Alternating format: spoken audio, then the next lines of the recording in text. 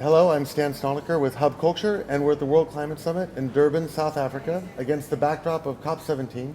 And we're here to have a little discussion with Face the Future and Nedbank about some exciting new projects that are happening in the carbon space. With me is Justin Whalen from Face the Future, along with Tusila Banda, also from Face the Future, and Kevin Whitfield from Nedbank and head of carbon markets there. So let's launch into it. I guess my first question is, what is Face the Future? Maybe you guys can tell us a little bit about it. Sure. So Face the Future is a forest carbon project developer, and we've been developing forest carbon for about 20 years, so really early action projects, much before any of the compliance or voluntary markets sprung up. And that started in the Netherlands, and right now we're working in the voluntary market to develop high-quality projects that have biodiversity and social co-benefits in Africa, Asia, and Latin America. And so we work with partners like Nedbank to use carbon finance to make these projects happen and to do good work on the ground. So you guys have been growing trees already for 20 years, and now you're exporting that project and that idea into the world, basically. Yes. Absolutely, yeah. Yes. Great, okay. And so how is Nedbank involved in this? Are you helping to create some new projects? Yes.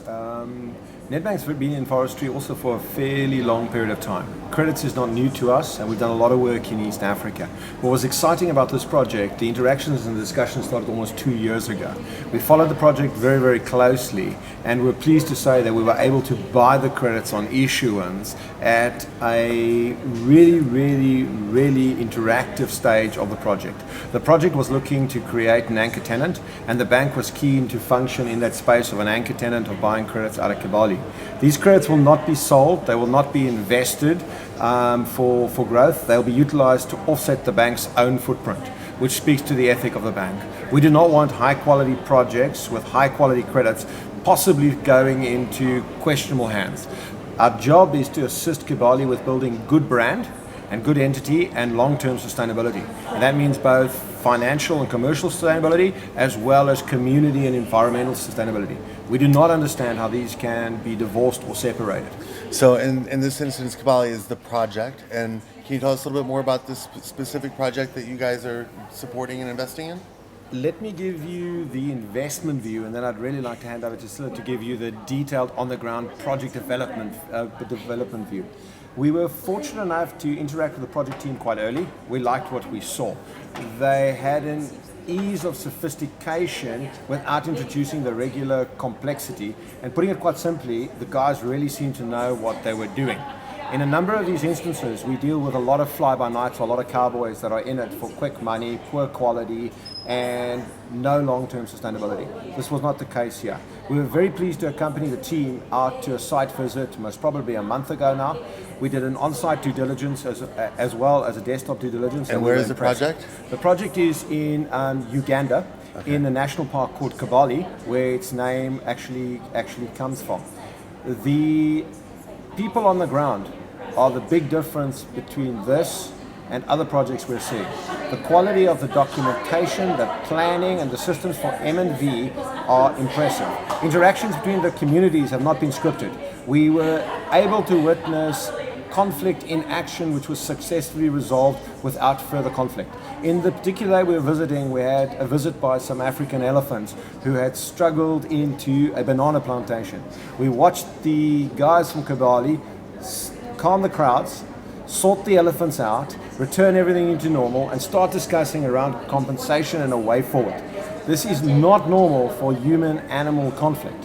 This is not normal for people to have this level of bond when you just had this year's crop and most probably this year's income destroyed by an animal. And it is really, really good to see. In a lot of instances, we get to be told what they think the bankers and the investors need to hear. And that is, look, this really, really works well, and all the communities love us, and everybody loves us, and this is just utopia. That's not the real world. Okay, the real world is what we experienced in Kibali, and we're really, really pleased to be associated with Kibali, and we're really looking forward to extending that to a number of projects that FACE is running in the region. We like their ethic, we like their style, we like their management of the project, and we like the way they do things on the ground. So we would welcome Face? So it sounds like Face is scaling, right? Because one of the big problems with all these carbon credit generation projects is that the management and the implementation are very difficult to scale. So you kind of have this patchwork of quality, like you just mentioned. Yep. But it sounds like you guys are trying to put standards into what's happening and then roll that out. Tell us more about how this is being done. One of the most important items, like what you're mentioning about implementation on the ground, the reason why FACE is successful is because we don't go start a project without having a strong partner on the ground. And the example of Kibale is a strong partnership between FACE, the future, and the Uganda Wildlife Authority. And so FACE got involved with a project when they got invited by the Uganda Wildlife Authority to help them rehabilitate patches of the national park, the Kibale National Park, that had been degraded for a long time during the Idi Amin era. And they had the capacity on the ground, a little bit of skilled labor, but no experience with planting, because they are basically a wildlife authority to So are begin you guys with. going in and planting? And so, yes, we work with Uganda Wildlife Authority, and we find indigenous species that were originally growing in the forest itself. We get seeds, we get saplings, we get wildlings, and we plant them in the areas that were completely degraded from the banana plantations. So now it is a forest. I think, Kevin, you saw the earlier crops that were planted in 1994. If you went there yourself, you would not believe that they were planted. It's full-grown forest, and we continue to plant. And until now, we are still planting, and there's still a lot of areas that need to be planted still. How many acres have been planted? Physically, about 3,620 hectares have been planted, and we have a project area of about 10,000 hectares. So Okay. there is still a lot of room to plant. And the So only community... 30% planted of the total project potential. Yes, yes. So, and there's still a lot of work to be done, but the communities, an important aspect that Kelvin talked about, the communities have actually the sense of belonging to the project, because when the project first started, the 400 workers that were employed, they would be helping with the raising of the seedlings and the wildlings that I'm talking about. So it also provides local sustainability and social Yes, benefits. yes, but that only happened the first few years, the nursery development, because after that, the project was so big that we could not raise the seedlings ourselves. And so what happened was, with the knowledge that was gained from the workers, they only work half day, up to 12 o'clock. For the rest of the day, they work in their own gardens to raise seedlings, the skill that they learned at the project. So you can imagine growing the seedlings up to 30 centimeters, that's a lot of care that goes in. And to see it yourself, selling it to the project, which is extra income for the communities, and planting it. And Kibale, I'm sure, Kevin, you saw that is filled with elephant grass. That was the ecosystem that was sustained after the people that encroached were living there for many years. That it was a grass climax ecosystem, and it's still there.